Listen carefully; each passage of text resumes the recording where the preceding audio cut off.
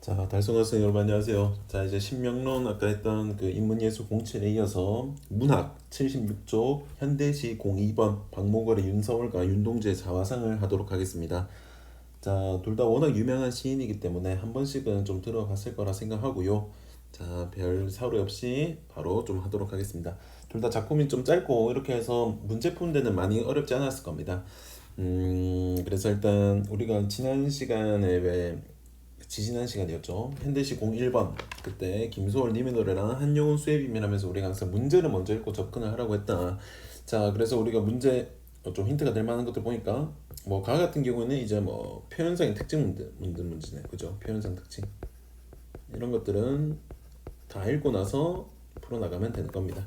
그다음에 2번 같은 경우는 이제 시어의 의미, 또 뭐 힌트 될 만한 건 없죠. 근데 3번 같은 경우에는 힌트가 된다. 나를 읽을 때 힌트가 되기 때문에 우리는 요 문제를 풀 때는 나에서만 좀 힌트를 얻을 수가 있다.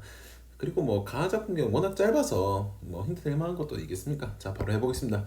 송악가로 날리는 외딴 봉우리, 윤사월 해길다, 꾀꼬리 울면 이제 산지기 외딴집, 눈먼 처녀사, 문설주에 기대고 엿듣고 있다.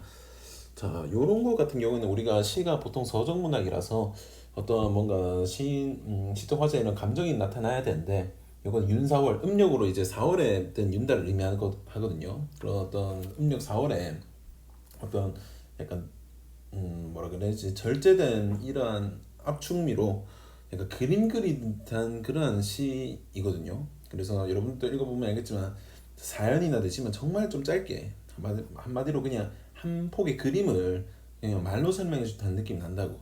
그래서 여기 이거는 바로 그냥 바로 정리하도록 합시다, 여러분.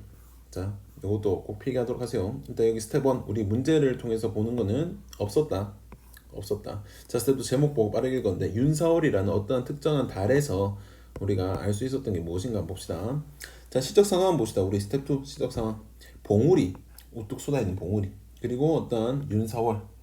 그다음에 뭐 꾀꼬리가 오는 이런 것들은 이제 배경으로 제시하고 있다. 배경적인 정보를 파악을 했다. 그 다음에 우리가 지금 시적 화자의 눈에 들어오는 유일한 것이 바로 이제 눈먼천입니다. 시 시적 대상. 근데 이 시적 대상이 문설주에 기대어서 또 그 문설주라고 하는 그냥 뭐 옛날 그 어떤 집과 바깥을 이어주는 경계, 그냥 대문이라고 생각해서 대문. 이 대문에 기대어서 뭔가를 듣고 있다고. 이 외딴 집에서. 그리고 그 화자는 단지 이 뭐 하고 있는 거야, 얘들아? 이 눈먼 처녀를 쳐다보고 있는 거고, 그지? 감상하고 관조하고 있다. 자, 이게 끝이야. 이게 끝. 그래서 정서태도 한번 봐봐. 화자는 얘들아 단지 이런 처녀의 행위를 관조하고 있다, 그냥 지켜보고 있는 거기 때문에 감정의 노출이 전혀 되지 않았다, 절제되고 있다, 이러한 표현 꼭 좀 알아두기 바랍니다, 여러분. 감정이 노출이 되지 않고 이렇게 절제되어 있는 거는 문제 풀 때는 좀 어려울 수가 있단 말이야. 그렇지만 어쨌든 이 작품에서는 화자의 감정은 전혀 드러나지 않는다. 다만 이 시적 대상인 누구, 시적 대상이 누구? 아까 눈먼 처녀는 뭐하고 있다 했어요, 여러분? 눈먼 처녀라는 거는 보이지가 않는다는 뜻이야. 어떠한 엿듣는다고 하는 건 바깥 세상이 궁금하다는 뜻으로 해석을 할 수가 있거든. 그래서 뭔가 이 호기심과 동경을 가지고 있고, 그리고 또 눈먼 처녀는 눈도 보이지 않는데 또 위치도 어디에 위치해 있어요, 여러분?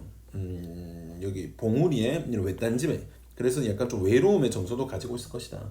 그래서 뭔가 이 산 구석, 뭔가 이 홀로 고립된 곳에서 외로움을 느끼는 이런 눈먼 처녀가 문설주에 기대어 엿들으면서 바깥 세상의 소리는 어떠한지 이렇게 호기심과 동경을 느끼는 그러한 시간 되겠습니다, 여러분.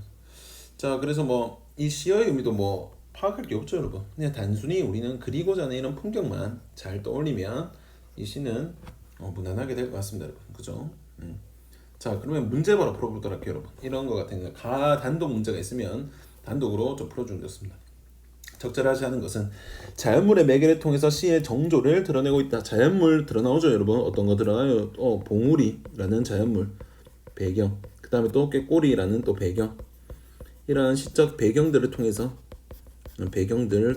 어떤 시의 분위기를 드러내고 있다. 시의 정조를 드러내고 있다. 이것도 맞는 설명. 색채 대비를 통해서 시적 화자의 정서 변화. 이게 뭐 여러분들 시적 색채 대비도 나오지 않고요. 색채 대비라고 하는 뭐 빨간 색깔, 뭐 예를 들어 이런 거 있잖아요. 눈 속에 피, 이런 색채 대비 이런 것도 전혀 나오지 않고, 특히 말도 안 되는 이 시적 화자의 정서도 드러나지 않는데 무슨 정서 변화야? 전혀 드러나지 않죠, 여러분. 정답 2번입니다. 자, 원경에서 근경으로. 자, 이 표현 중요한데 이거를 좀 헷갈려하는 친구도 있을 것 같더라고. 원경이라고 하는 건 멀리서 근경이랑 가까이서 자 멀리 어떻게 외딴 봉우리 보세요. 외딴 봉우리라는 먼 곳에서 외딴 봉우리는 먼 곳에서 어디로 이제 눈먼 처녀 외딴 집에서 그 다음에 문설주로 기대어 엿듣고 있는 외딴 처녀로 멀리서 좀 더 가까이 가는 그런 풍경이 보이기 때문에 3번 또 적절한 설명. 4번 계절적 배경을 드러내시. 이건 뭐 쉽네요 여러분. 뭐 윤석월 이거 윤석월이죠 윤석월. 이게 계절이지 뭐야. 유사한 음절수의 반복적 배열. 자, 요거 무슨 말일까 볼까? 유사한 음절수의 반복적 배열. 자, 요거는 음절이라고 하는 건 글자잖아, 얘들아. 이거 몇 글자야? 네 글자, 세 글자, 다섯 글자. 4, 3, 5. 요거를 우리가 뭐라 그러냐면 7, 5조라 그럽니다. 7, 5조는 필연적으로 3음부를 가지고 있다. 보통 김소월시에서 많이 나오는 기법인데 우리 그 지난 시간에 74쪽에 있는 여러분들 한 장만 앞으로 좀 넘겨봐 보세요 여러분. 그것도 7호조입니다. 7호조. 그리운 우리님의 맑은 노래는 이런 것도 7호조 3음보입니다. 3음보. 자, 이것도 마찬가지죠. 요거는 글자는 좀 변화하긴 했지만 전체적으로 다 7호조의 느낌을 가지고 있다는 거. 이것도 7호조. 7호조 3음보 이렇게. 물론 요거는 6글자, 6글자긴 하지만 전체적인 7호조에서 벗어나지 않는다. 이렇게 꼭 좀 알아두시고요. 그래서 이것도 맞는 설명. 이것도 적을까요? 7, 5조 3음보. 그래서 1번 문제 끝. 자, 1번 문제 끝났고요. 자, 2번 문제 보겠습니다. 3번 문제 보기 한번 보겠습니다. 자, 우리 힌트가 될 만한 거라 했으니까 자, 앞에 부분 한번 읽어보시고요. 아니 그냥 다 읽을까? 같이 읽자. 자, 윤동주에게 실쓰기는 부끄러움에 대한 고백이다. 부끄러움에 대한 고백. 자, 윤동주하면 얘들아 무조건 부끄러운 거야. 윤동주하면 고백. 고백이라고 하는 거는 여러분들 이렇게 꼭 빨간색으로 적어놓은 치열한 어떤 성찰이 있다. 치열한 성찰. 치열한 성찰이라고 하는 거는 자기 반성이 동반된다. 자기 반성. 제가 이 남궁민 쌤 이 강의도 한번 봤었는데요. 남궁민 쌤이 또 이런 얘기를 하더라고. 저도 대학교 때 배웠었는데 윤동주 우리 보통 진짜 이 말이 공감되더라고. 우리 저 같은 국어 전공자들 말고 그냥 일반 지나가는 사람들에게 묻자고 혹시 한국 시인들에서 누구를 가장 기억에 납니까? 이러면 한 10명 중에 최소 절반 이상은 윤동주로 대답을 할 거라고. 물론 최근이라고 하기 좀 그렇지만 몇 년 전에 개봉한 그러한 윤동주 관련 영화도 영향이겠지만 윤동주 씨가 정말 청소년도 그렇고 성인들에게도 그렇고 정말 뼈아프게 다가온다고. 자기 반성을 하는 그거를 정말 세련된 과정을 통해서 나타냈기 때문에. 그래서 그 윤동주의 인기 많은 이유를 딱 여기서 딱 말해주고 있는 거 아니야 얘들아. 부끄러움에 대한 고백. 우리 사람은 부끄럽고 뭔가 자신에 대해서 반성하고 성찰하기 때문에 계속 성장해 나가는 거 아닙니까? 그죠? 또 이렇게 쭉 한번 읽어보시고요. 부끄러움은 자신의 삶에 대한 부정적인 인식에서 오는 성찰이다. 성찰. 신이 살았던 시대는 신이 살았죠. 언제겠어요 여러분? 일제강점기 시대. 그지? 윤동주의 부끄러움은 일제강점기 시대 현실에 적극적으로 저항하지 못하는 나약한 지식인. 그지? 뭐 실제로 뭐 이육사와 달리 뭐 관점이 어디 있냐에 따라 다르겠지만 실제로 윤동주가 뭐 적극적인 뭐 투쟁 운동을 했다 이런 건 아니니까 아마 여기서 뭐 비롯된 걸 수 있고요. 그죠? 어쨌든 자기가 좀 배운 사람으로서 뭔가 좀 했어야 됐는데 그러지 못했다는 그런 자기 반성이 드러난다. 그래서 뭐 부조리한 시대 현실에 정하고 사회기관의 소명을 지닌 지식이면서도 소명에 따라 행동하지 못한 채 평온 삶이 영위한 자기 자신에 대한 이런 부끄러움. 자, 윤동주는 시를 통해 이를 고백하고 부끄러움을 극복하기 자신과 대면의 치열한 내적 갈등을 통해 삶에 대해 성찰하는 과정을 솔직하게 표현을 했다. 이러한 표현, 특히 내적 갈등, 혼자 스스로 이렇게 갈등하면서 끊임없이 자기 자신을 채찍질하는 그러한 모습이 보인다는 점 꼭 알아두기 바랍니다. 자, 그래서 여러분 이것도 제가 한번 정리해봤거든요. 자, 스텝 1 핵심만 한번 정리해보니까 이 부끄러움이라는 단어에 주목을 하자. 일제강점기에 적극적으로 저항하지 못했고 극복을 원했기 때문에 항상 여기 표현 나오잖아요. 자기 자신과 대면하여서 끊임없이 자기 자신과 내적 갈등을 하면서 성찰했다는 정도까지 이거 꼭 좀 알아두기 바랍니다. 자, 자화상이라는 시는 여러분도 한 번씩 좀 읽어봤을 것 같은데 고등학교 때 2학년 때 한번 배워봤나요? 자, 이거는 뭐 별로 어려운 시가 아니니까 바로 빨리 해보겠습니다. 산 모퉁이를 돌아 농가 외딴 우물을 어떤 혼자 떨어지는 우물이 있는데 우물을 홀로 찾아가선 가만히 들여다본다. 여러분 들여다보는 거 왜 들여다보겠어요 여러분? 물 많은지 보려고? 아니잖아. 우리 아까 성찰, 자기 반성 이런 거라 생각하면 보겠어. 깨끗한 우물은 딱 들여다보면 뭐가 보이죠? 자기 얼굴이 보인다고. 자기 얼굴, 거울과 마찬가지로 이런 것들, 이 우물이라고 하는 것은 이 우물이라고 하는 것은 자기 성찰의 이런 매개체가 된단 말이야. 자기 성찰의 매개체. 이거 꼭 필기해 놓기 바랍니다. 자기 성찰의 매개체. 이거를 통해서 이제 자기 성찰을 시도한단 말이야. 그래서 우물을 딱 들여다 보니까 뭐가 있어요, 여러분? 달 밝고 구름 흐르고 하늘이 펼치고 바람이 불고 가을이 있대. 자연 환경은 얘들아 지금 어때 얘들아? 이런 평화롭고 약간 지금 평화롭고 아름답단 말이야. 평화롭고 아름다운 자연. 아름다운 자연이야. 자연 환경은 되게 자연 풍경은 되게 좋네, 그치? 그리고 또 누가 있다 얘들아? 한 사나이가 있다. 이 사나이가 누구겠어요, 여러분? 그렇죠, 여러분. 자기 자신이겠죠. 자기 자신을 객관화하는 표현이에요. 객관화하는 표현. 딱 있는데 그 사나이가 어떻게 됐어요, 얘들아? 미워져서 돌아간다. 아이 꼴 보기 싫어. 저 누구야? 거울 보면서 그냥 돌아가는 거야. 근데 돌아가다 생각하니까 또 다시 그 사람이 어떻게 되고 가엾어지고 가엾어져서 불쌍해서 다시 갔는데 다시 또 그대로 있어. 그리고 또 다시 또 뭐 냈을 미워져서 또 돌아간대. 또 돌아가다 생각하니 또 그리워진대. 자, 여러분들 여기 계속 보세요. 한 사나이인데 처음에는 미웠다가 그 다음에 또 가엾어졌다가 그 다음에 또 미워졌다가 또 그리워졌다가 계속해서 여러분들 뭐 하고 있는 거야? 자기 자신에 다르게 보이는 자기 자신에 대한 계속해서 성찰하고 있기 때문에 내적 갈등을 계속해서 보여주고 있는 그러한 모습을 보여주고 있는 겁니다, 여러분. 그래 나서 이제 마지막 년 보세요. 자, 우물 속에는 또 똑같죠, 비슷하죠. 달, 구름, 하늘, 바람, 가을이 있고 또 뭐가 있다 얘들아? 그런 사나이가 있다. 근데 그 사나이도 어떻게 있다 얘들아? 추억처럼 사나이가 있다. 자, 이 추억처럼은요. 감히 제가 이 뭐 다른 선생님도 마찬가지겠지만 감히 윤동주의 세련된 이 표현을 지금 후대인 제가 2020년 이렇게 해석한다는 게 좀 웃기긴 합니다. 근데 이 추억처럼이라는 그 시어의 의미만큼은 정말 논쟁이 많아서 제가 여기서 뭔가 확답을 좀 잘 못해 드리겠어요. 문제에서 나왔는데 이거 시험 문제 못 냅니다, 여러분. 이거 내면 난리 나요. 물론 뭐 구체적인 정보를 주고 특정 정답으로 유도를 한다면 낼 수는 있겠지만 그냥 맨땅에 헤딩식으로 좀 내기가 어렵거든. 자, 그건 내가 칠판 보면 설명해 줄게요. 자, 이 시의 의미 좀 따라 봅시다. 자, 일단 요거는 뭐 쉽지. 실적상은 우물 속을 가만히 들여다보면서 자기 성찰하고 있다. 그 다음에 미웠다가 얘들아 봐봐. 미웠다가 연민했다가 그리웠다가 계속 내적 갈등한다 했지더라. 요 정보 꼭 좀 알아두시고 하여튼 자기 성찰을 하고 있다. 이러한 가만히 들여다보면서 마음속에 계속해서 왔다 갔다 하는 모습을 성찰하고 있다. 자, 제가 마지막으로 알려드릴 게 이 시인데 뭐 우물, 사나이, 뭐 본질적 자, 뭐 현실적 자 이런 말 하는데 이거 뭐 좀 따가 나중에 한번 여러분들 자세히 공부하고 하고 요거 수능 문제 풀 때는 뭐 중요하지 않은 정보니까 그냥 적어만 주겠습니다, 여러분. 보통 이거 자습서나 이런 데 보면 자세하게 나온 데 보면 현실적 자, 뭐 본질적 자 그러는데요. 현실적, 본질적 자. 수능 문제 풀 때는 별로 중요하지 않은 정보입니다. 현실적 보. 그래서 보통 왜 그냥 말로만 할 테니까 잘 들어봐.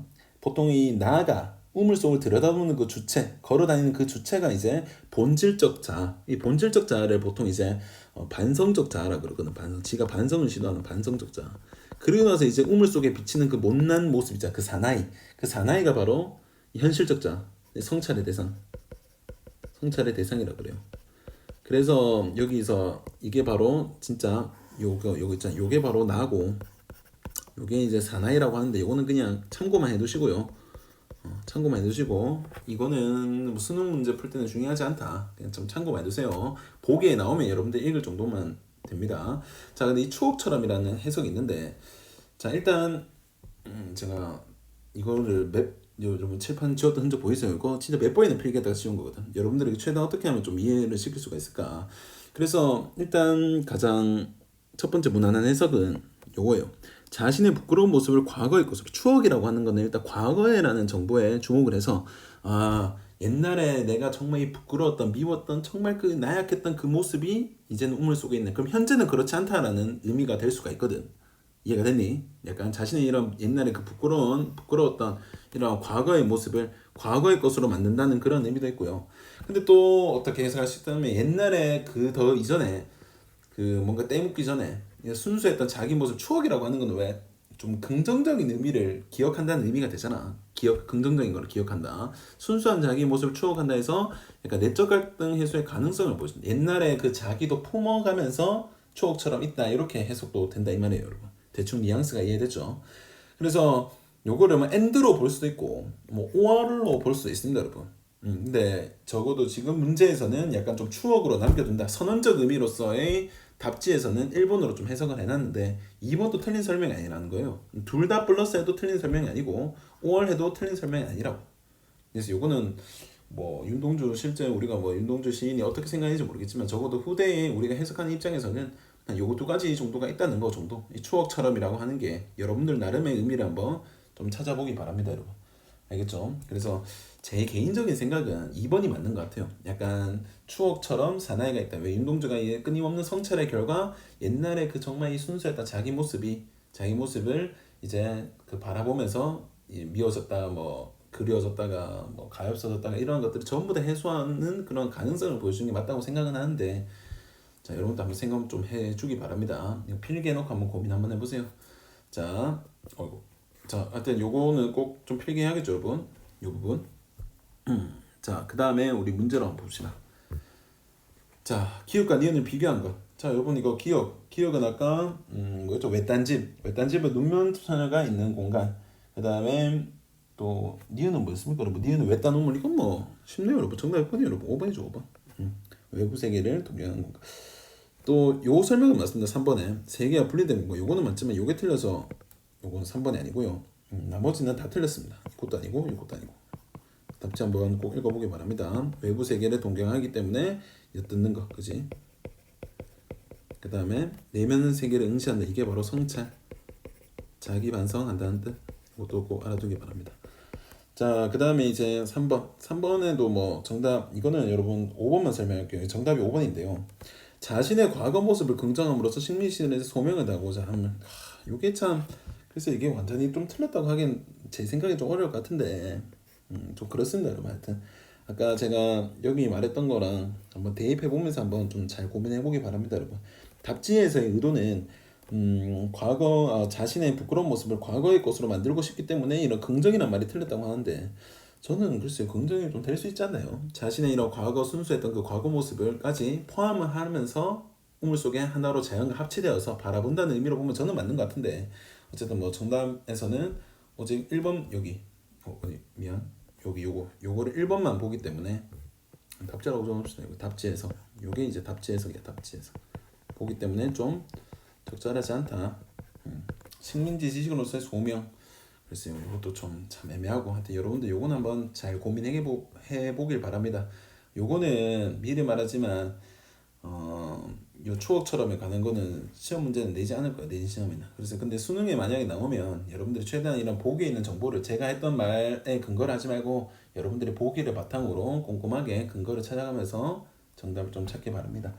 자, 여러분들한테 오늘 수업은 여기까지 하도록 하고요. 자, 일단 고생 많으셨고, 다음 시간에는 또 우리 설문지 보면 그 예습할 부분이 있을 겁니다. 다음 시간에는 사회문화 7번을 하도록 하겠습니다.